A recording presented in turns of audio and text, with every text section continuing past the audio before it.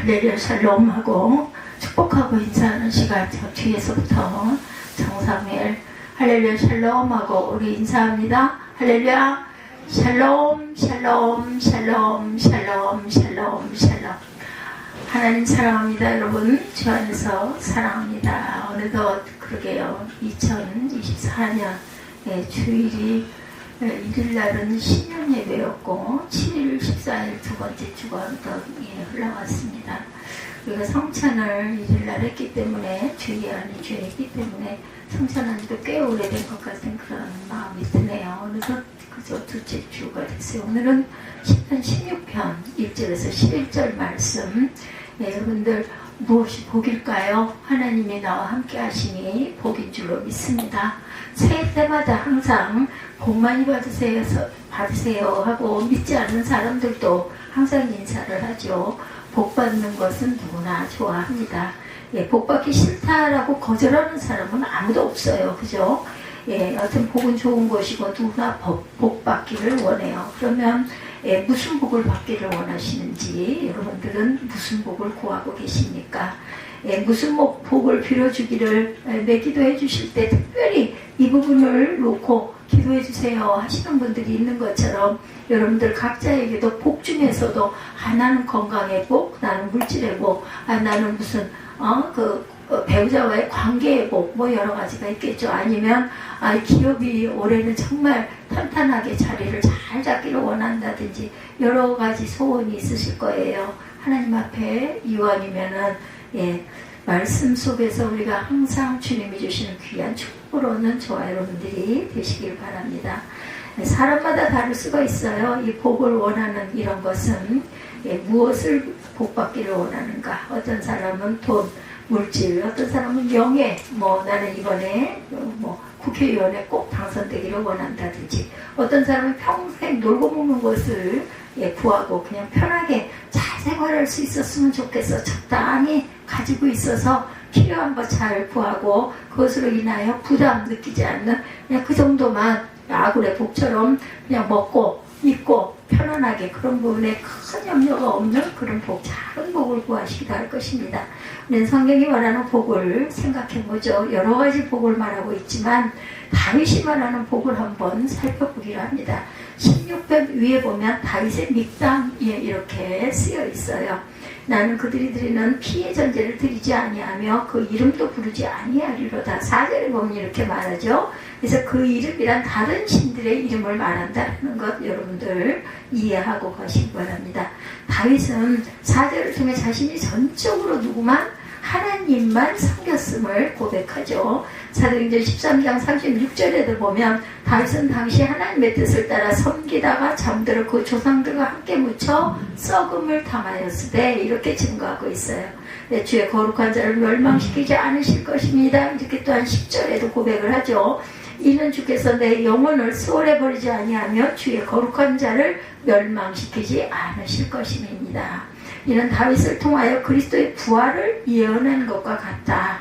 사도행전 2장 25절에 31절 내용에 다윗이 그를 가리켜 이르되 주의 거룩한 자로 썩음을 당하지 않게 하실 것이미로다. 그는 선지자라 하나님이 이미 맹세하사 그 자손 중에서 한 사람을 그 위에 앉게 하리라 하심을 알고 미리 본고로 그리스도의 부활을 말하되 그가 음부의 버림이 되지 않고 육신의 썩음을 당하지 아니하실 거라는 것을 입술로 고백하고 있어요. 사도행전 13장 34절에 37절에도 하나님께서 죽은 자 가운데서 그를 일으키사 다시 썩음을 당하지 않게 하신 것을 가르쳐 이르시되 주의 거룩한 자로 썩음을 당하지 않게 하시리라 하셨느니라. 이렇게 고백되어 있습니다. 사도행전에서 다윗의 이 시편 16편의 말씀을 잘 설명해주고 있는 부분이 있어요. 그리고 3절에 보니 2절에도 내가 여호와께 아뢰되 주는 나의 주님이시오니 주밖에는 나의 복이 없다 이렇게 고백하죠. 땅에 있는 성도들은 존귀한 자들이니 나의 모든 즐거움이 그들에게 있도다. 다른 신에게 예물을 드린 자는 괴로움을 당할 것이라. 나는 그들이 드리는 피의 전제를 드리지 아니하면 내 입술로 그 이름도 부르지 아니하리로다. 그런 저와 여러분이실 줄 믿습니다. 5절에 야훼는 나의 산업과 나의 잔의 소득이시니 나의 분깃을 지키시리이다. 내게 줄로 죄어준 구역은 아름다운 곳에 있으며 나의 기업이 실로 아름답도다. 내게 주신 하나님의 복이 너무나 아름답고 나에게 주신 구역도 나는 그것으로 만족합니다. 이렇게 고백을 하죠. 7절에 나를 훈계하신 야훼를 송축할지라 밤마다 내 양심이 나를 교훈하더라. 밤마다 내가 잘못된 게 있나 없나 생각을 하고 내 양심이 나를 교훈해주고 있다. 내가 야훼를 항상 내 앞에 모시며 그가 나를 오른쪽에 계심으로 내가 흔들리지 아니하리로다. 이러므로 나의 마음이 기쁘고 나의 영도 즐거워하며 내 육체도 안전히 살리니 이는 주께서 내 영혼을 수월해 버리지 아니하시며 주의 거룩한 자를 멸망시키지 아니하실 것임이니이다. 주께서 생명의 길을 내게 보이시리니 주의 앞에는 충만한 기쁨이 있고 주의 오른쪽에는 영원한 기쁨이 있다. 이렇게 얘기해요. 뭐 더 이상 바라고 뭐 더 구할 게 없을 만큼 다는 만족합니다. 다윗이 오늘 이렇게 고백을 하고 있어요. 여러분도 이 2024년 말에 이 시편 16편의 고백을 그대로 저희들이 정말 하나님께서 내게 이러이러한 복을 주셔서 올 한 해를 잘 이렇게 살아왔습니다 라고 귀하게 고백하는 저와 여러분들이 되시기를 바라요. 하나님이 내 최고의 복이라고 다윗은 열심히 이렇게 고백을 하고 있죠. 우리가 주일마다 사도신경으로 신앙 고백을 해요. 그것은 하나님을 무엇으로 믿느냐, 어떤 분으로 믿느냐가 중요하기 때문에 사도신경을 합니다.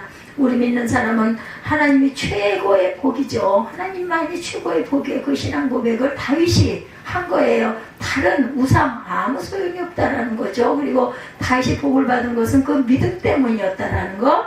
우리도 그 믿음을 본받아 나가기 위해서 항상 다윗의 시편을 우리가 묵상을 합니다. 계속해서 고백을 하죠. 야훼는 나의 산업과 나의 잔의 소득이시니 나의 품깃을 지키시나이다. 이렇게 얘기합니다. 제가 받을 몫이고 제가 마실 잔이신 주님, 당신께서 저의 자비를 쥐고 계십니다. 카톨릭 그 책 번역에는 이렇게 나와 있어요. 그리고 야훼는 나의 산업이십니다. 뭐예요? 하나님이 내 양식의 공급자가 되십니다 라고 말하는 거예요.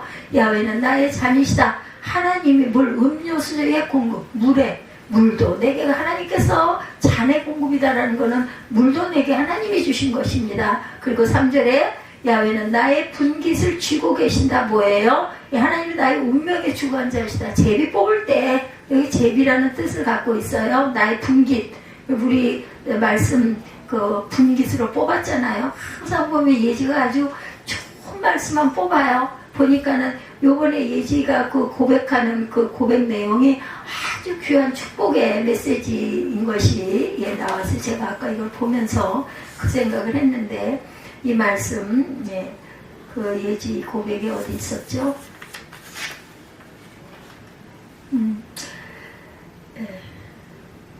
열왕기상 3장 12절에요. 이 누구예요? 솔로몬에게 주신, 하나님이 주신 축복이에요. 내가 내 말대로 하여 내게 지혜롭고 총명한 마음을 주느니 어떻게 해요? 내 앞에도 너와 같은 자가 없거니와 내 뒤에도 너와 같은 자가 일어남이 없으리라. 최고의 복을 축복해 주셨는데 주의를 온전하게 잘 성수하는 예지가 될 줄로 믿습니다. 제가 이 기도를 읽으면서 그나마 제가 이 새벽에 그 열왕기상을 지금 하고 있다 보니까 딱 마음에 온 게 이 고백을 이렇게 할 수 있게 해주셔서 얼마나 감사한가 하는 생각을 했습니다. 우리 믿는 사람은 하나님이 최고의 복임을 믿습니다. 그 신앙 고백을 다윗이 한 것이고 다시 복받은 것은 그 믿음 때문이었다라는 거. 계속해서 보면 야훼는 나의 산업과 잔의 소득이시니 나의 분깃을 하나님께서 지키신다고 얘기하죠. 다윗은 강력한 군주였고 다윗이 다스리던 시대가 이스라엘 전 역사에서 가장 번성하던 그런 시기였어요. 그러나 다윗은 이스라엘 전 국토가 자기 산업, 자기 산의 소득이라고 말하지 않습니다. 오직 하나님이 뭘 주셔서 양식도 주시고 먹을 물도, 농사할 물도 늘 주신다. 그래서 농부들이 하나님과 가장 가깝구나 하는 것을 제가 구약을 계속해서 읽으면서 그런 걸 느꼈어. 농부는 하나님을 안 바라볼 수가 없어요. 뭐 그 시대에는 하나님을 믿었고 이스라엘 민족들은 아주 그 하나님의 선민이라고 그러죠. 선택한 민족이라고 그랬기 때문이기도 하지만 특히 농부는 하나님을 바라볼 수밖에. 왜냐면 뭐를 심어놓고 비가 비가 잘 와야 얘가 쑥쑥 클 거 아니에요. 가물면 아무 소용이 없어. 아무리 씨를 잘 심어놔도. 그러니까 제가 어렸을 때 그 얘기했던 탄식을 이제 자꾸 귀에 이렇게 들려오는 것 같으면서, 아, 그래서 그렇게들 하늘을 쳐다보고 하나님도 무심하지. 하나님이라 안 했죠? 하늘도 무심하지. 이랬던 게, 아, 그 뜻을 갖고 있구나 하는 게 이제 저는 그게 느끼고 깨달아집니다. 하나님이 모든 걸 쥐고 계신다는 거. 하나님이 경제도 쥐고 계시고, 정치도 쥐고 계시고, 그죠? 사회의 모든 흐름을 하나님께서 주관하고 계시는구나. 더 나아가서 다윗의 운명을 쥐고 계신 분이 하나님이시면 저와 여러분의 내일도 이제는 딱 보이는 거죠. 그게 사람을 이렇게 딱 보면은 웬만큼은 보이듯이. 그래서 그런 얘기를 했나 봐요. 뭐 지천명이다, 뭐 나이가 몇이면은 뭐 부록의 나이다, 뭐 이런 얘기들을 그래서 하지 않았나 하는 생각을 이제서야 그런 게 조금씩 깨달아집니다. 우리의 운명을 쥐고 계신 분, 우리의 삶을 다 알고 계신 분, 우리의 마지막 말세를 다 알고 계신 분이 바로 하나님이시다. 왜 우리를 지으셨기 때문에. 다윗은 고백합니다. 모든 복이 어디 있다? 하나님께 있다. 모든 공급이 어디로부터 말미암는다? 하나님께로부터 오고 있다라는 거죠. 그분이 바로 내 복입니다. 이렇게 고백을 하죠. 우리의 믿음이 이래야 한다. 오늘날 경제가 중요하다고 그래요. 그래서 경제. 그런데 그 경제가 누구 손에? 하나님의 손에. 우리는 생각하기에 뭐 경제하면은 뭐 문화부에서 주관할 것이고, 나라 대통령이 쥐고 계시고, 경제는 그쪽 경제부를 맡고 있는 어떤 부서가 주관할 것이라고 세상적으로 보면, 정치적으로 보면 그렇지만 그 위에 누가 나으셨어요? 하나님께서 이 땅도 주셨고 또한 우리도 지으셨기 때문에 하나님의 손에 달려있다. 경제뿐만 아니죠. 정치, 문화, 교육 모든 것이 하나님께 달려있어요. 그래서 하나님이 내 운명을 쥐고 계시니 저는 하나님만 따르겠습니다. 인 거예요.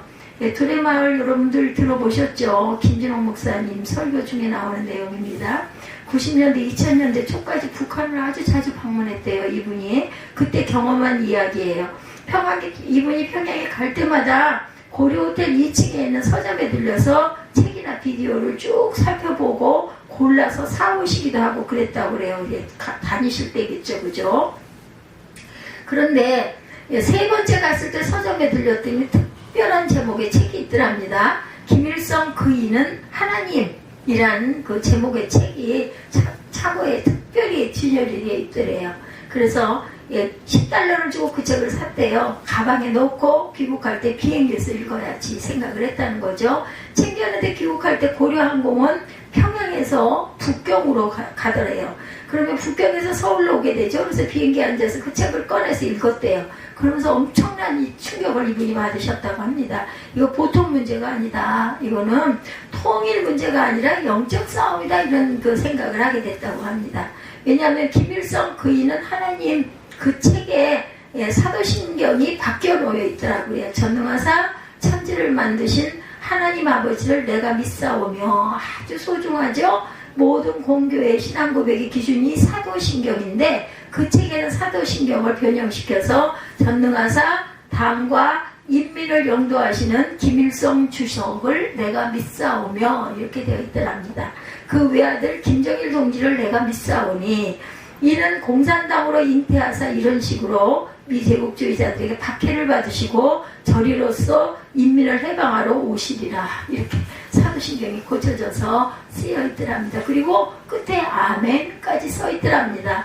그리고 북한 곳곳에 가봤더니 현수막이 있는데 굉장히 많더래요. 가는 데마다 현수막에 김일성 어버이는 우리와 영원히 함께 계신다. 성경에 임마누엘을 본따서 이렇게 써서 걸어놨더랍니다. 전 세계 동상이 제일 많은 나라가 로마 제국이 아니라 북한이라고 그러는데요. 북한 그 좁은 땅에 김일성 동상이 29,000개가 세워져 있다고 합니다. 미국의 종교 관련 통계 인터넷 사이트인 어드히런츠닷컴은 1700년 전 세계 20여 가지 주요 종교라는 통계 자료를 발표했어요. 좀 오래되긴 했지만 1위는 전 세계 21억 명이 있는 기독교, 2위는 13억 명의 신도를 갖고 있는 이슬람교, 3위는 종교가 없는 무교, 전 세계 11억의 인구가 무교라고 나와 있답니다. 특이하게도 12회 북한의 주체사상을 신도수 1900만 명, 주체교, 신흥종교다 이렇게 소개가 되어 있대요. 매도요 10위가 되어 있대요. 김일성. 그들이 볼 때 북한의 주체사상은 하나의 사상이 아니라 사이비 종교인데 그 사실은 탈북자들이 먼저 인정하고 있다고 합니다. 북한이 못 사는 이유, 김일성을 하나님으로 고백하고 김일성을 최고의 복이라고 잘못 믿기 때문이죠. 그러면 하나님을 바로 알고 바로 믿고 신앙 보고백을 하는 그것이 아주 큰 복이라는 거. 저와 여러분은 큰 복을 받은 사람들이라는 거. 첫째는 남한 땅에 살게 된 게 참 큰 복. 우리가 선택할 수 있는 게 아니었어요. 그죠? 그런데도 우리는 이 땅에 살고 있고 또한 하나님을 알고 있고 은혜를 받고 있고 예배를 드리고 있는 거. 이거 큰 복이라는 거 잊지 마시기 바랍니다. 또한 두 번째, 아름답게 보는 마음이 또한 복입니다. 하나님을 믿게 된 게 큰 복이고, 두 번째, 아름답게 보는 마음이 복이라는 거예요. 땅에 있는 성도들은 존귀한 자들이 나의 모든 즐거움이 그들에게 있도다. 오늘 보면 3절에도 이렇게 고백을 하고 있죠. 예, 땅에 있는 성도들은 존귀한 자들이 나의 모든 즐거움이 그들에게 있도다. 제가 프린팅을 잘못했을까봐요. 요즘에는 아주 열심히 성경을 꼭 그 부분을 놓고 구절을 찾아서 제가 읽습니다. 다윗은 이스라엘 백성들을 존귀한 자들이다 이렇게 불러요. 그래서 이스라엘 백성을 돌보는 것이 다윗에게는 즐거움이다 이렇게 고백을 합니다. 예, 그래서 항상 이 세상 종기자들 중에 특히 독재자일수록 자기 백성을 어리석은 백성이라고 믿는 위정자들이 굉장히 많다고 그래요. 대체적으로 공산주의자들이 그렇다고 합니다. 자기가 아니면 백성들이 도탄에 빠지기 때문에 나만이라도 어리석은 백성을 통치할 그 역량을 잘 갖추어가지고 그들을 잘 통치해야 된다. 나 같은 사람이 통치할 자격이 있는 사람이다 라고 선전을 한다는 거죠. 특히 공산주의 국가의 특징은 국민을 단속하고 통제하는 데 있어요. 왜 단속하고 통제해요? 근본적으로 어리석은 백성들이다 라고 생각하기 때문이다. 그러나 민주주의는 백성을 존중하는 사상을 갖고 있죠. 다윗은 백성을 존귀한 자로 보았고 백성을 위하여 일하는 것이 즐거운 일이라고 고백을 합니다. 그 이유는 하나님이 맡기신 백성임을 믿기 때문이라는 것. 백성을 아름답게 보는 다윗의 마음이 복인 것을 우리가 알아야 된다. 6절이에요. 내게 줄로 지어준 구역은 아름다운 곳에 있으며 나의 기업이 실로 아름답도다. 이렇게 아름다움을 노래해요. 하나님이 주신 이 기업이 너무너무 귀하고 하나님 주신 이 기업이 너무나 제게는 복입니다. 이런 고백입니다. 예, 줄로 지어준 구역은 6절에 이스라엘 백성이 가나안 땅을 차지하고 난 다음에 이루어진 땅 분배를 의미해요. 여호수아가 가나안 땅을 12지파에게 나눠주었죠. 그때 제비를 뽑아서 땅을 결정을 했어요. 이것은 우리 눈으로 보면 그야말로 복골복이라는 거예요. 그렇게 해서 뭐 복골복이에요, 복불복이에요 이렇게 얘기하죠. 그게 바로 그냥 제비를 뽑는 거니까 뭐 어떤 게 뽑힐지 몰라. 그게 자기 복이라는 거죠. 그렇게 해서 제비 뽑는 땅은 어떤 땅이라고 어떤 지파에게는 산지가 배정이 돼. 산이 사 갖고 뭐 할 거냐고 누구에게 그랬어요. 누구죠? 여호수아와 갈렙에게 땅 분배가 산이었잖아요. 근데 그 산 너무 좋다고 나는 그걸 꼭 주십시오라고 얘기할 정도로 나중에는 아주 기가 막힌 땅이 됐죠. 어떤 지파에게는 평야가 얼마나 좋아. 농사짓기 편하고 그 목자들이 양을 치기도 편하죠. 평야니까. 이스라엘 땅이 다 옥토가 아니에요. 예, 물 좋고 산 좋은 땅도 있겠지만 어떤 땅은 자갈밭이 있기도 합니다. 근데 이스라엘 백성들은 자기에게 배정된 땅을 하나님이 주신 땅, 하나님이 내게 줄로 재어준 구역이라고 그렇게 믿었어요. 그 믿음을 다윗이 가지고 있는 거예요. 오늘 본문에 이 입술로 고백하는 그 모든 것들이. 이스라엘 역사를 보면 농사 잘 되는 비옥한 땅을 배정받은 지파는 처음에는 좋았는데 그 땅이 나쁜 정도 다 좋지는 않아요. 뭐나 그죠? 비옥한 땅은 그 땅을 노리는 외적의 침략이 많아. 서로 갖고 싶어 하죠. 그래서 서로 경쟁을 하는 거죠. 외적 침해가 너무나 많았다는 거죠. 전쟁이 그칠 날이 없고 노략과 약탈이 너무너무 많고 그래서 살기가 얼마나 힘들겠어요. 저는 아직 그런 모습을 보면 내일 죽을지 정말 이 순간 죽을지 조금 있다가 쳐들어올지 누가 알겠느냐. 얼마나 불안했을까. 그래서 전쟁과 침략이 늘 시달리는 고통이 있었던 것. 반면에 산지를 배정받은 지파는 그 땅을 개간하여 살기가 너무나 힘들었다. 그렇지만 먹고 살기 힘든 지역이지만 험준한 산지에 쳐들어오는 민족은 없어요. 그렇기 때문에 산지의 그 지파는 비교적 평온하게 살 수가 있었다. 열심히만 하면. 중요한 건 정말 힘들게 열심히 개간해야 될 책임이 있는 거죠. 어쨌든 이스라엘 백성은 어떤 땅이든지 자기들에게 배정된 땅이 하나님 주신 기업이라고 믿었던 거죠. 하나님 주신 땅이기에 아름다운 땅이라고 예찬을 하고 있습니다. 비옥한 평야는 농사 잘 돼서 좋고 험준한 산지는 안전한 땅이어서 좋고 그리고 무엇이든지 긍정적인 시각으로 좋게 바라보는 눈을 가졌어요. 그것이 바로 믿음의 눈이고 믿음을 가진 사람이 그 믿음을 가진 사람이 여기서 누구요? 다윗이죠. 16편이 다윗이 지은 시니까 다윗이 나의 기업이 실로 아름답도다라고 고백한 것은 참으로 나는 빛나는 유산을 물려받았습니다 라는 뜻을 갖고 있습니다. 참으로 나는 빛나는 유산을 물려받았습니다. 새 번역에 이렇게 번역이 되어 있어요. 여기서 하나님이 나에게 물려주신 기업은 단순히 땅만을 의미하지는 않아요. 하나님이 내게 주신 환경, 하나님이 내게 주신 가정과 자녀, 하나님이 내게 주신 건강, 그 모든 것이 아름답다고 고백해요. 감사하다고 고백을 합니다. 그 마음이 귀한 마음이고 그 마음이 하나님은 그 마음에 복을 베풀어 주시는 그러한 인물이 될 수 있는 영향을 가지고 있었다. 자꾸 여러분들 주변에 그냥 이 말씀 아니어도 주변에 계신 분들 이렇게 한번 살펴보세요. 입술로 불평 불만 늘 하는 사람들 보면 어떤 마음이 들어요? 처음에는 아이고 참 안 됐네 라는 생각이 드는데 계속해서 불평 불만 하는 사람들은 불평 불만은 많이 해요. 다른 사람들은 어이구 다행이야 그나마 이거 아니야 다행이야 이런 얘기를 하는데 그분들은 좋은 조건인데도 불구하고 보면 다 어떻게 좋겠냐고요. 근데 그 불만은 그 가지를 갖고 막 그걸 가지고 꼬투리를 잡아서 계속 뒤뜯는 거 보면 어떻게 보이세요? 아이고 참 왜 꼭 저렇게만 생각을 할까 이런 답답한 마음이 들죠. 하나님이 보시기엔 또 얼마나 이 자식 어리석은 자식이겠어요. 너희 분복에 감사하고 그 분복 안에서 잘 경영하고 사랑할 생각을 하지 않고 남의 거 넘겨다 보면 아 저게 더 좋은데 나는 왜 이래 계속 그렇게 해봐야 좋을 일이 아무것도 없다는 거죠. 하나님이 내게 주신 것들을 아름답게 여길 줄 알아야 합니다. 태어나고 보니 부자도 있고 태어나고 보니 가난하게 아무것도 없이 태어난 자도 있어요. 내가 선택한 게 아니고 태어나고 보니 머리가 좋은 사람도 있고 태어나 보니 정말 아둔한 사람도 있습니다. 태어나고 보니 건강한 체질도 있고 태어나고 보니 약골의 체질도 있어요. 어떤 것을 가졌든 하나님이 주신 것임을 믿고 아름답게 생각하고 감사할 줄 알자. 그게 바로 복된 마음이라는 것입니다.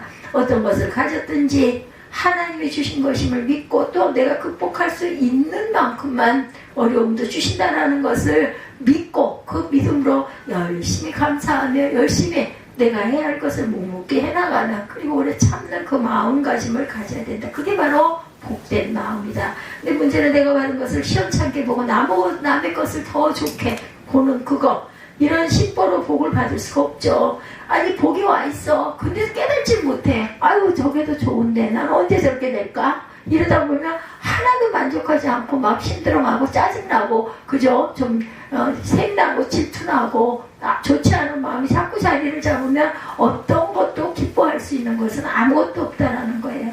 이런 심보로는 복을 받을 수가 없죠. 나의 것을 아름답게 볼 줄 아는 그런 마음이 되어야 된다. 내 분복을 기뻐하고 감사할 수 있는 그런 마음이 되어야 된다. 다윗이 그 믿음을 가졌던 것이다.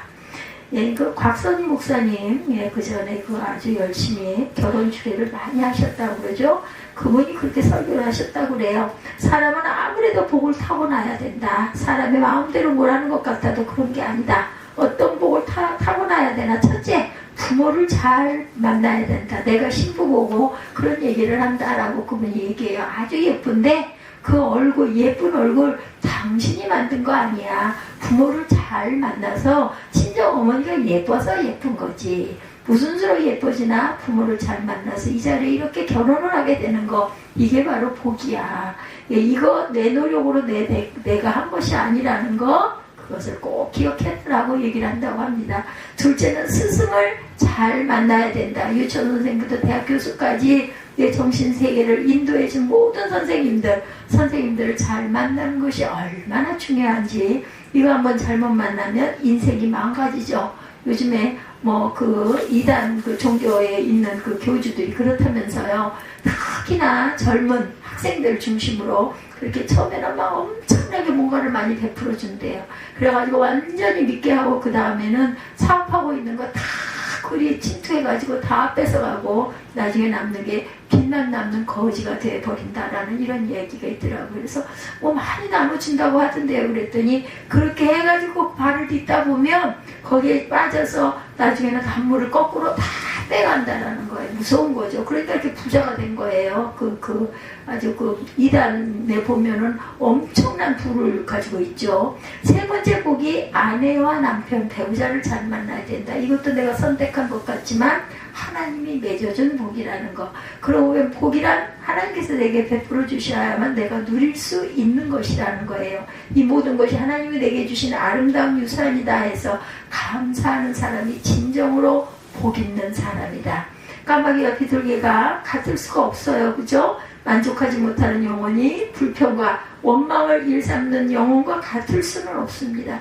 순교자들은 감옥에서도 기뻐하죠. 만족하지 못한 자들, 하나님의 사랑이나 죄사함을 결코 체험하지 못한다는 그런 사람들은 하나님의 사랑과 죄사함을 체험할 수가 없어요. 불평불만하고 못 믿어. 못 믿고 이런 분들은 절대로 내가 아주 약은 것 같지만 그게 절대로 약은 게 아니에요. 다른 말로 하면 감사하는 사람만 하나님의 사랑이나 죄사함을 체험할 수 있다. 어떤 사람은 이 불만족의 에덴 동산에서 아담과 하와가 넘어진 첫 번째 죄다 이렇게 얘기합니다. 감사와 만족을 누리지 못하는 것은 악한 영의 권세에 사로잡힌 것이라고 볼 수 있다. 만족이 없는 것에는 낙원도 없다는 것을 꼭 기억하시기 바랍니다. 함께 살게 하신 가족, 내가 가진 것, 내가 배운 것, 내가 일하는 일터 귀하게 여기시기 바랍니다. 내가 섬기는 교회, 내가 소속된 구역 등은 모두 하나님께서 줄로 재셔서 우리에게 주신 것이다. 그렇기 때문에 아름답고 감사해야 된다. 이 믿음을 가지셔야 한다라는 거예요. 불행할 때 감사하면 불행이 끝나고 형통할 때 감사하면 형통은 연장이 됩니다. 그래서 유명한 그 스펄전 목사님의 말이에요. 하나님의 훈계와 징계를 달게 받는 마음이 복이다 이렇게 얘기합니다. 나를 훈계하신 야훼를 송축할지라 밤마다 내 양심이 나를 교훈하리로다. 다윗은 하나님의 훈계와 교훈을 찬양하며 감사했어요. 그냥 감사한 게 아니라 찬양까지 하면서 훈계, 야치라고 하죠. 조언하다, 지도하다, 가르치다, 충고하다라는 뜻을 갖고 있습니다. 교훈, 야사르, 일깨우다, 징계하다는 뜻을 갖고 있어요. 다윗의 생애에 하나님의 훈계와 교훈을 1차적으로 하나님의 말씀이 임했다. 하나님의 말씀은 때로는 선지자의 말씀으로 임하기도 했고 때로는 기도하거나 성경을 묵상할 때 깨달음으로 오기도 합니다. 다윗은 이러한 하나님의 말씀의 인도와 지도를 감사하고 찬양해요. 이렇게 감사하고 찬양을 하는 다윗에게 하나님의 영이 더 깊게 임하겠죠. 7절 후반절에 밤마다 내 양심이 나를 교훈하도다의 밤은 자연적 밤도 의미하지만 영적인 밤도 의미한다는 건 내가 아주 공부하고 힘들 때 그저 밤이에요. 그때도 나를 교훈하신다. 정말 어려움에 처했을 때 다윗이 범죄하고 잘못 행하였을 때 하나님의 인생 채찍으로 다윗을 늘 징계하십니다. 그래서 다윗은 압살롬에게 쫓겨다니는 아므람 나라를 늘 보냈었죠. 근데 그러한 인생의 밤들을 통해서 하나님은 더욱 다윗을 교훈하고 일깨웠기 때문에 하나님과 더 하나가 될 수 있었다. 다른 길을 가게 하시죠. 다윗은 하나님의 그런 징계까지도 감사하고 찬양했다라는 거예요. 하나님의 가르침과 징계를 달게 받는 마음이 바로 복받는 그러한 마음이라는 거 잊지 마시기 바랍니다. 다윗이 압살롬에게 쫓겨 예루살렘을 떠날 때 시비라는 인간이 다윗에게 막 욕설과 저주를 퍼붓죠. 그 욕을 듣다 못해 다윗의 부하 아비새가 다윗 왕에게 간언하기를 내가 강을 건너가서 저놈은 목을 칠까요? 할 수 있죠. 강 건너가갖고 용사가 사람 하나 목 왜 못 치겠어요? 그래서 다윗이 답변하죠. 사무엘하 16장 11, 2절이에요. 야훼께서 그에게 명령하신 것이니 그가 저주하게 버려둬라. 혹시 야훼께서 나의 원통함을 감찰하시리니 오늘 그 저주 때문에 야훼께서 선으로 내게 갚아주시리라 이렇게 얘기합니다. 그게 걔가 그렇게 해서도 돼. 또 하나님 다 듣고 계시니까 그거 보고 내 억울함을 아시고 오히려 그걸 나로 위로해 주시고 선으로 나에게 갚아주실 줄 알겠느냐. 저 욕은 하나님이 시키신 것이니 내가 바르게 받겠다 하는 마음을 갖고 그 마음 속으로 다짐합니다. 내가 다시는 저런 욕을 듣지 않도록 하나님 앞에 온전하게 바르게 살아야지 하나님은 그런 마음에 다윗을 크게 기뻐하시고 복을 주신 것이라는 것. 우리 인생길에 어찌 꽃길만 있겠어요. 2023년도에 때로는 어두운 밤길도 많이 있었어요. 그죠? 그때 불평하지 않고 하나님이 내게 이 어둠을 통해서 무엇인가를 깨닫게 하시고 고쳐나가기를 원하실까. 그런 마음으로 하나님의 징계를 받아들이는 자는 하나님이 반드시 복으로 바꿔주실 것이라는 것.